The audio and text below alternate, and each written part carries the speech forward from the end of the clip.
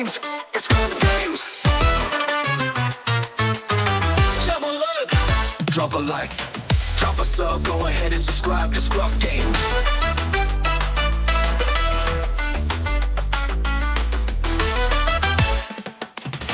Drop a like, drop a sub, go ahead and subscribe to ScrubGames.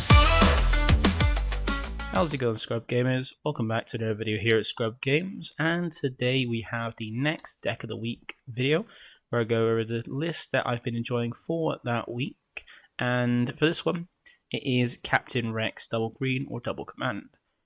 And this is one that wasn't really a thing until this latest set because it came about because of one brand new card in the set. Because in this one, every aspect got one double aspect card. And for green, it was Unity of Purpose. This is a fantastic card, a very powerful one as well. And the best way to utilize that, in my opinion, is Captain Rex. So if you're interested, stay tuned. And also do remember you can like, comment, and subscribe to keep updated with my videos as and when they drop. And go towards helping out the channel because we're on our way to 2,000 subs. And just under 200 there. Or well, 100, 200 away from there. Also do note that you can also click the notification bell to then get alerts when my videos do drop. So you can watch them there and then. Or at a time that suits you best. So if you're interested in that, stay tuned and we'll check out my double green Captain Rex deck. So this is the list I took to locals, and we'll go over basically why I've played the certain base, the combo with Rex, and also about all the individual cards, why they're there, and why I've picked those certain ones. We're also going to be going over the sideboard as well, so you can kind of understand why I put in the cards for the sideboard, and also a strategy of how to go ahead and side in, like what you take out from what you put in, things like that. So if you find it helpful, then stay tuned. We're going to go over it now and kind of check out, starting off with the events, because that's probably one of the best things to start, because the deck is built around one of them. So with the events we run in the deck, we have these three. So one of these is not like the other, and that is Unity of Purpose, because it's literally the focus of the deck and the main reason it exists. And then we got the other two are ramp cards. Now we have Resupply and Command as our ramp cards, because they're a very easy ramp. And what I mean by that is that you just play them, like pay the cost, play the card, and it ramps. Nothing else to be done, just straight up ramps itself. Now out of these two, even though Command has a little bit more in terms of what it can do, Resupply is always the better choice and the better ramp. It's the preferred one, but we want extra ramp in because you want to make sure sometimes you do want to ramp up, get your resources up so you can play more things, because the wider you can go, the better. But Resupply is the better one, and that is because it can be played earlier.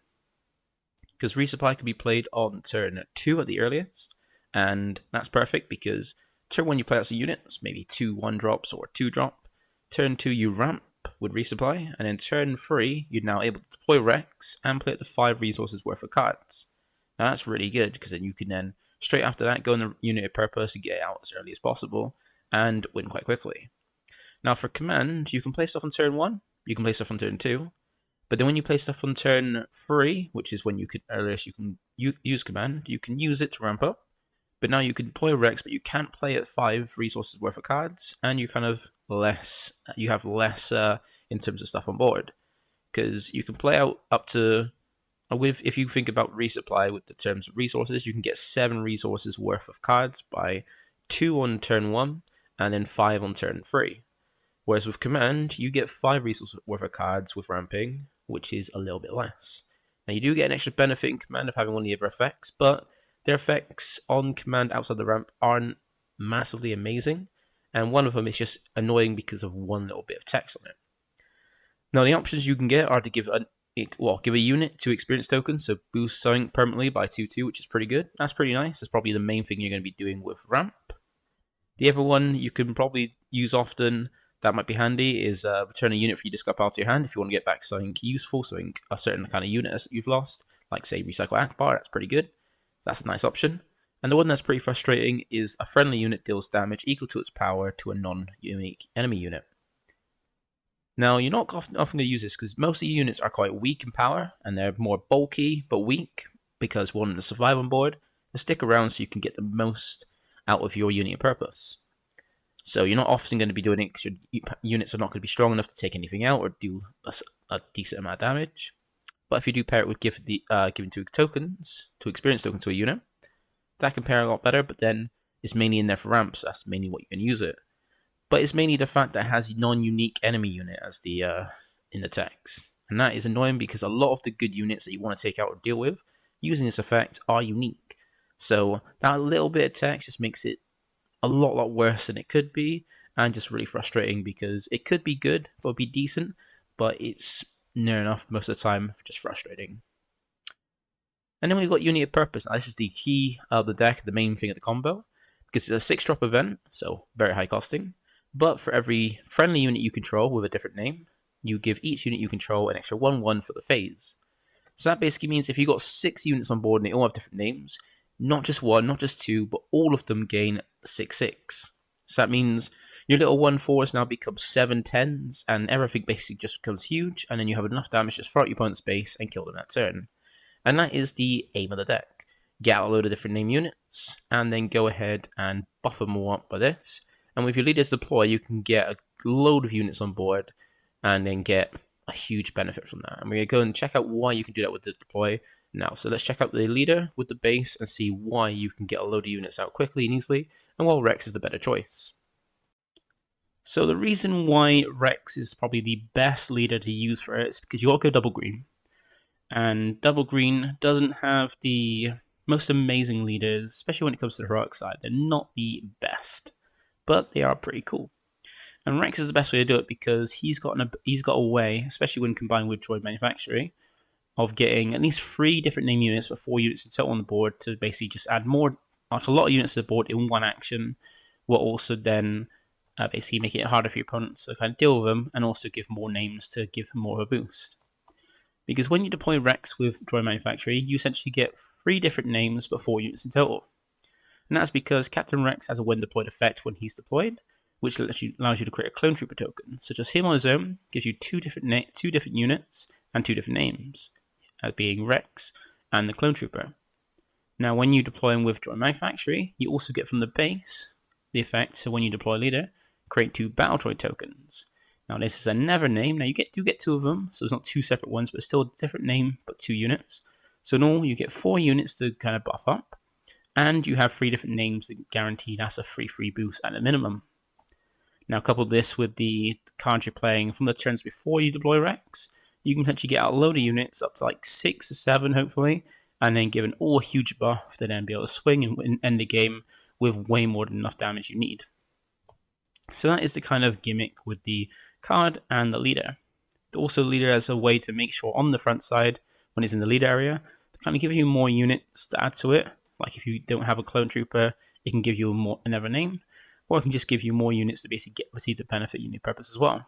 So that is the reason why we use Rex as the leader and Droid Manufactory as the base. So onto the units, because it is important to kind of understand the units and about why we're playing them. Now these are all the 1-drop units. Now there are a fair few probably different 1-drop units you can play, but these are the 5 I like to go. Now I'm not playing a pool playset of them all, I'm playing a playset of R2, Vanguard Infantry and Stalwart, because they have the more bulk and more use to them that I want to trigger, while Maz Kanata and Clone Deserter only have it 2, because I don't think they're as great in terms of, well, Clone Deserter is pretty great, but then the bounty makes it less wanting to run more than 2. And Maz Kanata is a nice one, but it's normally always a target when it's played. Now with the ones that run at 3, they have pretty nice effects. R2 is a nice way to not only get a unit that's bulky, that you can play, then allows you to also play 2 units on turn 1, being itself and never a 1-drop. But also it's got a way to filter your deck, because whenever it's played or attacks, you get to look at top card of your deck, and either put it on the bottom of your deck or keep it on top. So this can help you filter through if you don't have Unity purpose to find it, or just to make sure you're getting like more cards you want and putting away to the bottom cards you don't want at the time. And being 4 health and 1 power means it's not that strong, but 4 health means it's going to survive long enough to kind of stay on the board, so you do the boost. Everything gets a boost.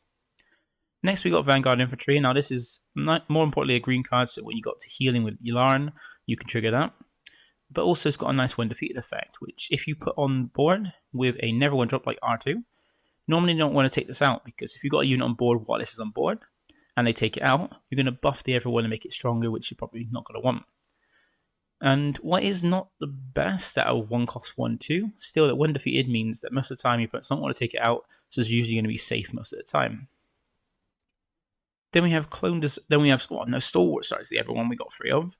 Now this is one that, just like Vanguard, isn't the biggest out of 1-cost 1/2, But considering we want to put lots of units on board to get the boost from the unit of purpose, that goes towards its own effect to be able to buff himself up. And that's because he's got Coordinate, which is an effect that requires you to have 3 units on board, including itself. And for his Coordinate skill, it's to give himself extra 1/1. So with himself and 2 other units on board, he becomes a 2/3, which is the same stats as Clone Deserter, which are pretty good in just 1 cost, which is nice. So this is why we play those at 3, because they got pretty good stats or effects. And now for the ones we have at 2, Clone Deserter is pretty nice. It's really good, actually. It's a 1 cost, so you can play it out with another unit to get 2 units on board turn 1. It's got 2 power, which is respectable, and 3 health, which is decent for a low cost unit. It also has Restore 1, so when it attacks, it's healing your base, which is nice since our base is the lowest health in the game. It can keep us around long enough to pull off the combo and not die to too much aggro.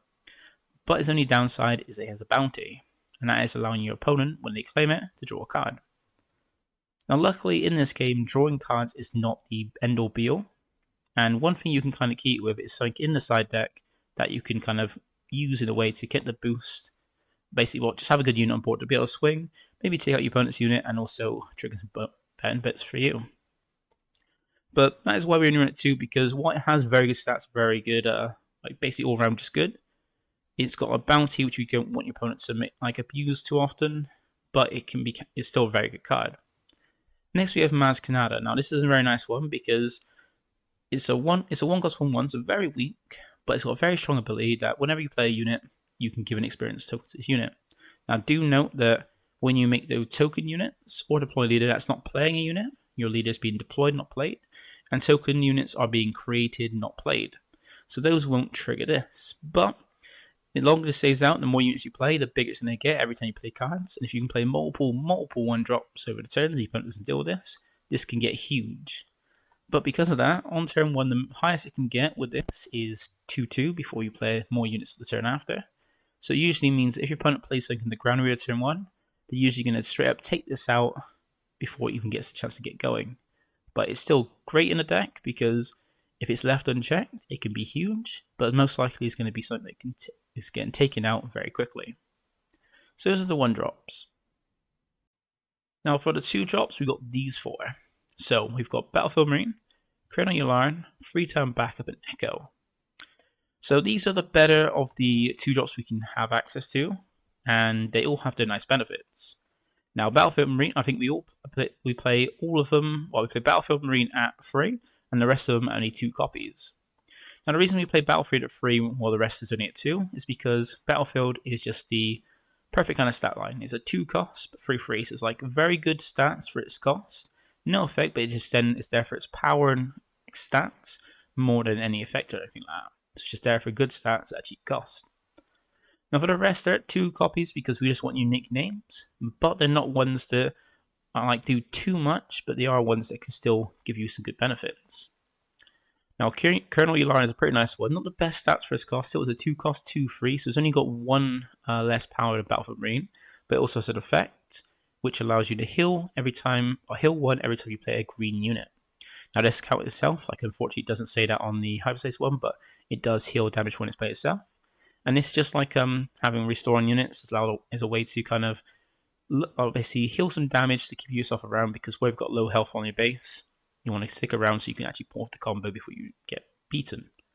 And Yularen's pretty nice in not having decent stats and also a way to heal to keep you around the game a little bit longer. You also have Freetown Backup. This is probably a card you've never seen outside of now because it's a card that's not really seen play much. It came out in set 2 because it's got the Smuggle trait which comes from that set. And it's a 2 cost 1/4, so it's got a nice bulk to allow it to survive long enough to stay on the board and contribute. It's got 1 power, but that's not too bad. But the nice thing is it's got a benefit is being smuggled in. So it's a nice way that if you do resource it, you've got a way to play it out. If say later on you don't get many units, you can still have units to play. It's very cheap as well at 2 costs, and it's got a very nice effect when paired with others, and luckily we want to put multiple units on the board, so its effect's quite nice. And that is on attack, give a never friendly unit 2/2 power or 2/2 to the stats for this phase. So that's a 2/2 throughout that whole phase, so they're stronger by 2 health and 2 power, not just by 1 or the other. So you can turn any other unit into 2/2 stronger, so that way if you need to deal something, you can boost up something else and have that unit take out something that's a problem when your opponent's board, because they're now stronger. Also, you can hit for more damage as well to your opponent's base if you want to go for that, but it just means that this might become more of a threat if your opponent leaves it. So if they can't deal with the everything, you might want to take this. And if they don't deal with this, anything else that comes on the board alongside it is going to get pumped. And then we have Echo. Now this is a pretty nice one. It's just a 2-cost 2/2, so probably not the best stats, not too much bulk, decent amount of power, but it's from his effect. Because just like Stalwart is one of those clones where just like Stalwart, it requires coordinate trigger, and luckily coordinate goes towards our goal of getting multiple units on board. So while you've got 2 other units on board with himself, he becomes a 4/4 because he gains 2/2 if you've got coordinate life. So having a 2-cost 4/4 is pretty strong. So that's why we've got more copies included, like 2 of those copies included in the deck, because there's a never different name, and also can have pretty good stats if you go towards your goal, which you're going to try to anyway. So those are 2 copies, well, 2-cost cards. Now let's go up next 3 copies, or 3 costs, sorry. So here is our 3 copies of the card. Now you might notice that 2 of these cards are not in the deck list from earlier, from when I first started, well, from the list I took to the tournament. And that is Cobb Vamp and Blue Leader. These weren't cards I had when I played in locals, but after testing the locals, these are cards I've now put in to kind of update and taken out some cards after. We'll go over what cards I took out later on, because we'll see the list, the updated list, to kind of explain why. Now, all of these, apart from Cobb Vamp, are a full 3 copies. That's because they're very, very powerful. The 3 costs in this deck are very powerful. They all have a good amount of health to them, and will provide some very nice stuff. So for the first 3, Akbar, Yularen, and Peacekeeper, they all provide you healing because it will have Restore, with Akbar and Yularen having Restore 1, Peacekeeper having Restore 2. Now they all have got a lot of bulk, could be 4 to 5 health, so they can stick around quite long, and they don't have the biggest power, but they do contribute in other ways. Now Akbar is one of these, is probably one of the MVP of the deck because it's got such a great effect. And that is, when it's played, you may deal damage to a unit equal to the number of units you control in that same arena. So most of the time, because you haven't got many space units, you could be doing damage to ground units for a lot, because most of the units are ground. And this could be recycled with things like, Command to grab it back, or even Home 1 to bring it, well, not Home 1, sorry, or Home 1 if you did play it, but like Bright Hope way to kind of recycle it and use it again, which is really cool.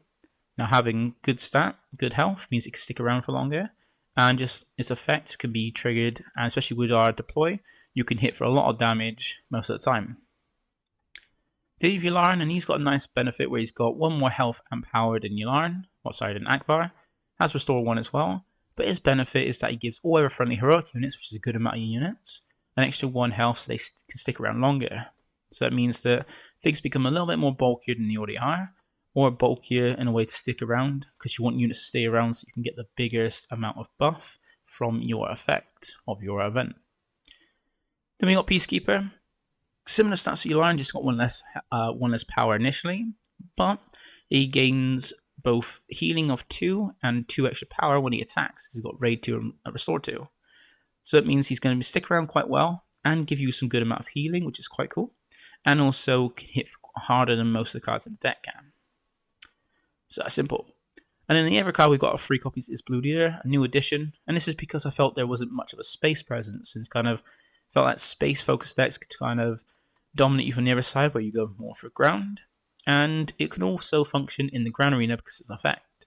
Now it's nice because it's a 3-cost 3/3 ambush unit in space, which means you can deal with space units before they even get going, which is cool.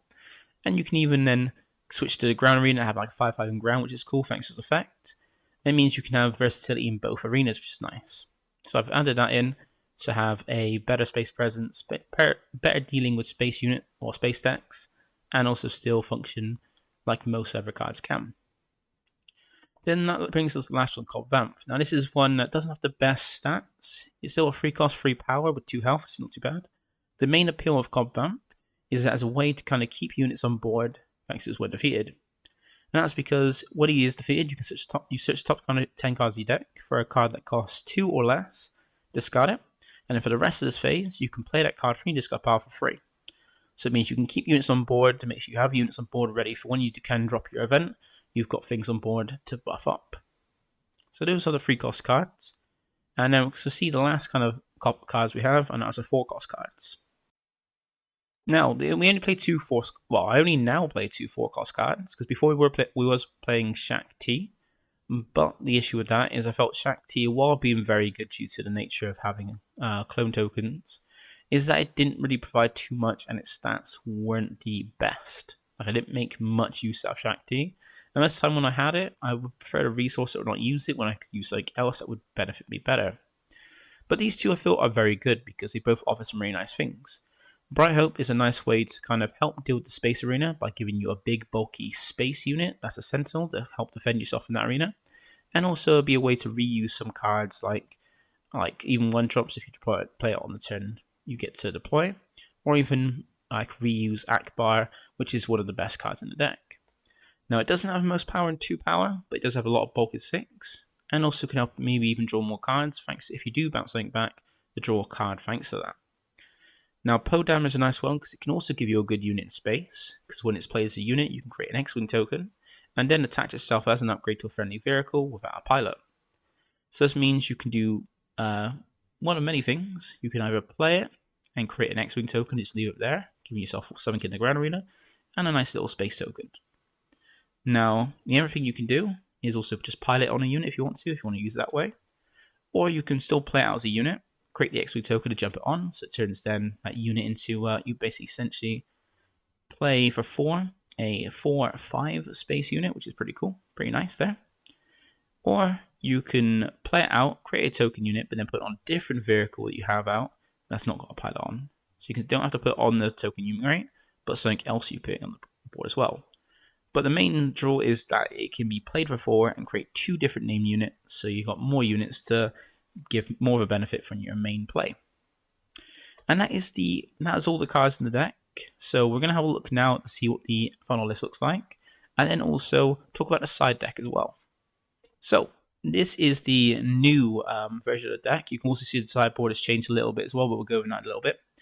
But yeah, not many things have changed. I essentially just took out the Shaktis and the little space guy. I can't remember his name, and I can't remember to look it up either. But it's the one that plays for free and then creates a token unit, which then all it gives you is a 2/2 in space and a 2/1 on board, which isn't amazing and quite fragile. So I replaced those two with Carl Vamp and then the Shaktis with Blue Leader to kind of give myself a little bit better of having ways to keep units on board and even have a better space presence as well. But the aim of the game is simple. You essentially want to play as many units as possible. Ramp if you can find ramp to get out Rex quicker. Deploy Rex so you can get 4 new units out on board, like for free, and also 3 new names. And then go ahead and turn after, play Unity of Purpose to give everything a huge boost, and then swing with everything to basically go for game. That is actually it. That's the focus of the deck. It's a very aggro, but a cool combo aggro that I like. I prefer like cool combo decks like this, like I've seen with Yoda and things. And it is a really fun one to play. Now what we're going to do is go into the side deck and kind of see what the side deck's for, and also a side deck strategy to help you know how to decide if you want to play this. Right, so this is the side deck I used for the locals. So I had 2 Season Fleet Admiral, 2 501st Liberator, 3 Attack Pattern Delta, and 3 Reinforcement. Now I found all except Attack Pattern Delta very useful when I put them in. They're very handy for the certain matchups, and even some of the matchups that they weren't considered for, but in play to help. But Attack Pattern Delta, yeah, it seemed great in terms of like my initial thought of it, but I didn't really feel like I wanted it in when it did come to the point, so I decided to cut it, and I ended up changing it for Chewbacca. So there were a few changes to the update on the side. So as we said, we had 2 Season Fleet Admiral, kept that the same, but then with 501st Liberator, I upped that from 2 to 3 because it was that useful in my testing and in some of the games that I put in an extra copy on the side. That meant I had 2 left after taking out the 3 Attack Pattern Delta, so I put in 2 Chewbacca to help with control, and then we still have the 3 U-Wing Reinforcement. Now that is the side deck change. Now what we're going to do is go over all the cards, even kind of explain why I had Attack Pattern Delta, just in case you were wondering. So start off with Season Fleet Admiral. This is just there to help against decks that will draw cards outside of the resupply phase, and those kind of examples are like Palpatine Yoda, where he got it built into the leader, and Anakin, where like with the Colossus, if you're playing Stella, and like things like the R2 and C-3PO combo, you can draw more cards to kind of mitigate for your lower hand size at the beginning. So those kind of decks where they're drawing extra cards can get punished by Season Fleet Admiral because he's got an effect where when an opponent draws one or more cards in the action phase, you can give an experience token to a unit. Now you can give it to, at a minimum, himself, because he'd be on the board, or one of your other units, depending what you want to put it to. As long as you've got a unit on board to put it on, you can put it on. And he's pretty decent because he's got a good amount of bulk, so he can survive like the aim of the game is for the deck. And he's also got raid 1, so he can hit harder when he swings as well. So this usually comes in against those kind of decks that can draw more outside of the resupply phase to get some benefits and kind of punish them for doing what they want to do. Then we got 500 First Liberator, and this is there for a bit of healing. So this is against like aggressive decks and stuff where you want to kind of heal, and the healing is going to help you survive in the game so you can pull off your combo and win the game. Because what it is a free cost with free feature stats, so solid stats for its cost, and it's got a when played where if you control another Republic unit, you heal 3 damage from your base. Now 3 damage is quite a bit of damage, quite a bit of health to get back, and you might be thinking, have you got enough Republic units in the build? Because if you probably go back and look at the list, there might not be as many. But do you remember there are some Republic units in there, like Admiral Yulami and a Perfect One, that you can put in and kind of survive a little bit longer. And also do you remember your leader is also a Republic unit. Not only is your leader a Republic unit though, but it also brings out a second Republic unit in a Clone Trooper token. And also Rex has a nice little ability where as long as you can attack with a unit, you can then pay 2, as long as you've attacked with a unit that phase, to create a Clone Trooper token. And that is a Republic unit, so you can pretty easily get a Republic unit out, so you can then be able to play this and get the heal. So it's pretty handy there in that you've got an easy way to make Republic unit so you can get the healing on, so it makes it so it's easy enough to pull off to get some healing. And there are some games where that free health made the difference, so that's why I've now upped up to 3. So with Attack Pattern Delta, this was a card I did cut, but the original idea was that it could be a mini unit of purpose because it does almost the same kind of thing. Not as good, but almost the same, where it can buff up a few units, and it's kind of half the cost. So it's like an earlier one you can use that can buff up the 3 units, either 1x3/3, 1x2/2, and 1x1/1, and that can help you then manage the game or even push more damage if you need to. But there was never a time where I felt it could be useful or wanted to bring it in, so it was basically dead cards in my side deck that I just never used. So I decided to drop it because if I wasn't using it or didn't really want to use it, didn't find it useful, why keep it in the side when I could put something better in? And what I took out for it was Chewbacca, because I felt that against control, I didn't play against control, but if I were to go against some control, I could then go ahead and, maybe use this to help mitigate it, because you have some control decks. You've got like Palp Blue, you got Boss Blue, and you got Piet Blue, making like the blue like villainy sides and more control. And this is a very handy one to help stop your opponent be able to just easily take out your units. Because what control wants to do is keep managing your board, keeping your units down, and since you want to put lots of units on board, if they keep taking them down, you're not going to get the best use of your unit purpose. So that means your overall game plan is going to be harder to pull off and get less benefit than if you were against any other deck. So I decided to put it into 2 Chewbacca because it's got an effect where it can't be defeated or returned to hand by your enemy card abilities, and that's why it's a unit on the ground arena, or as a pilot on a vehicle.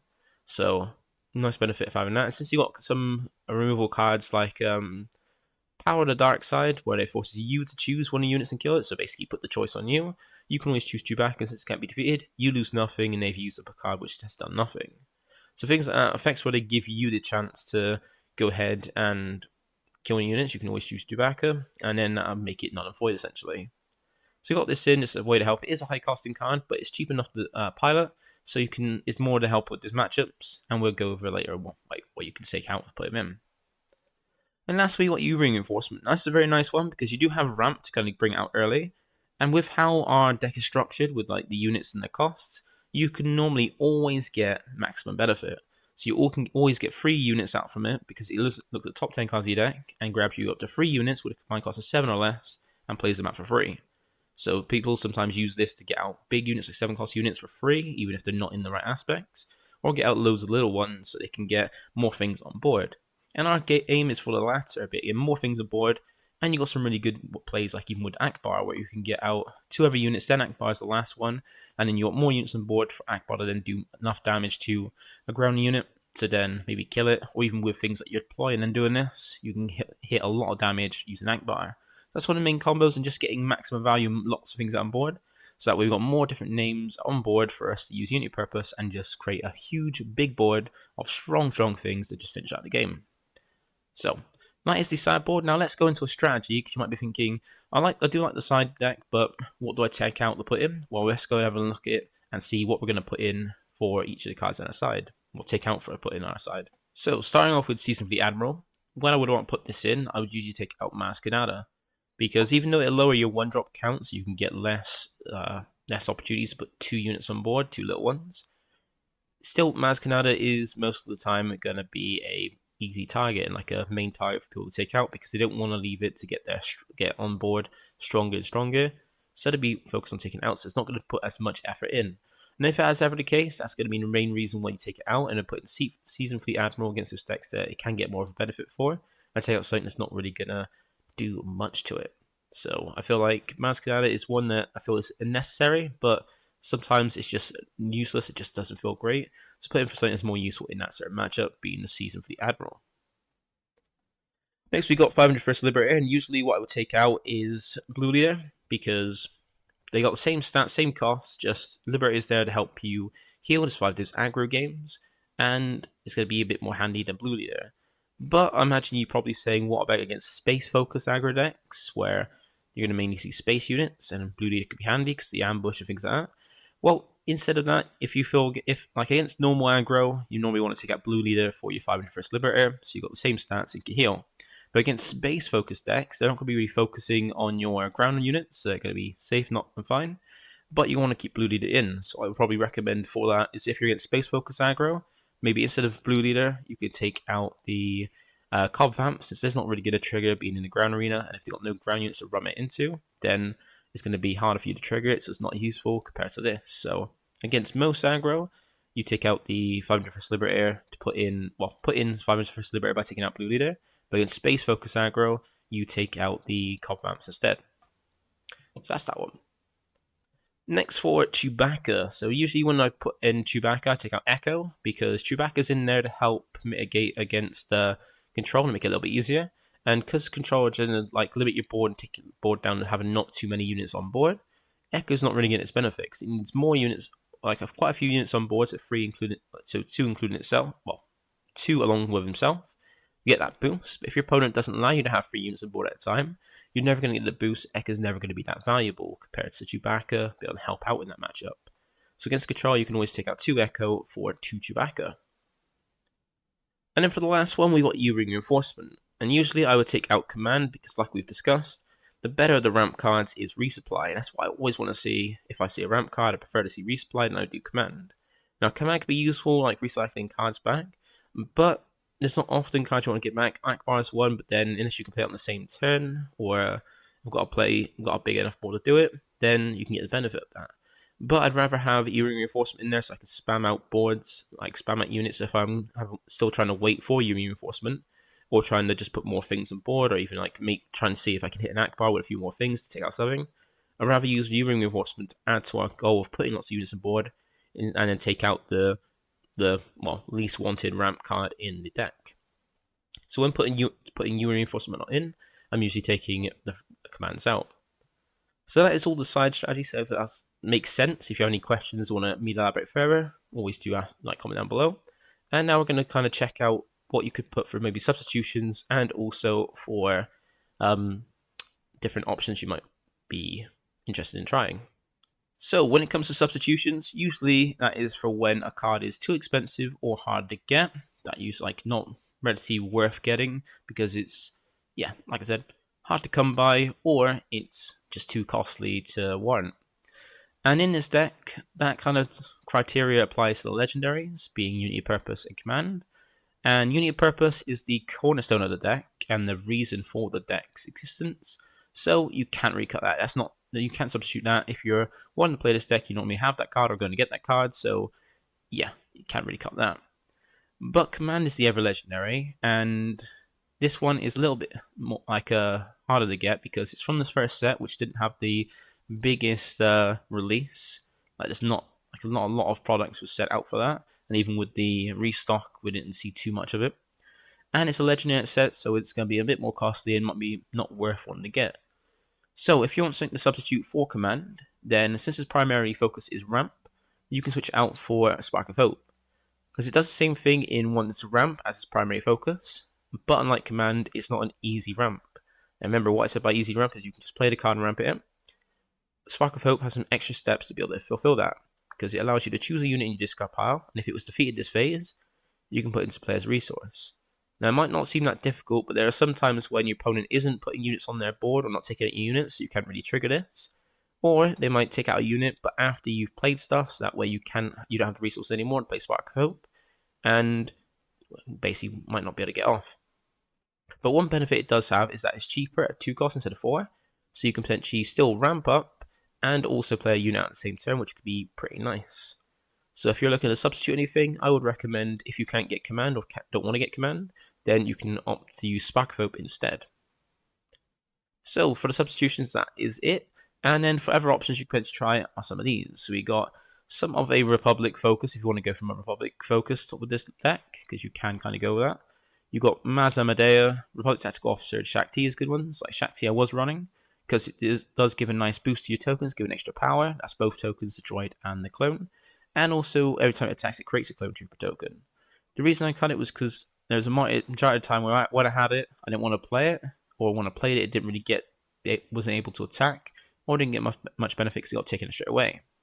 And being at 4 cost, means that's not really great to have in that situation, have it taken out after investing 4.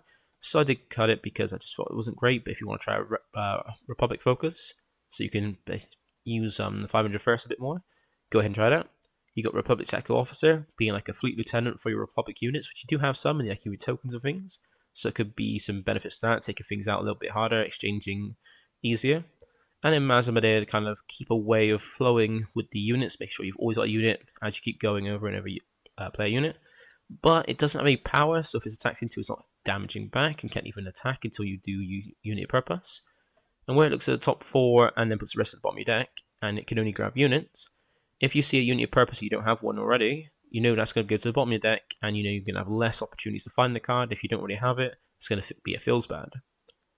You have Scanning Officer as well, which can help deal with smuggle if that becomes relevant. It's kind of a little bit less useful thanks to DJ being now gone.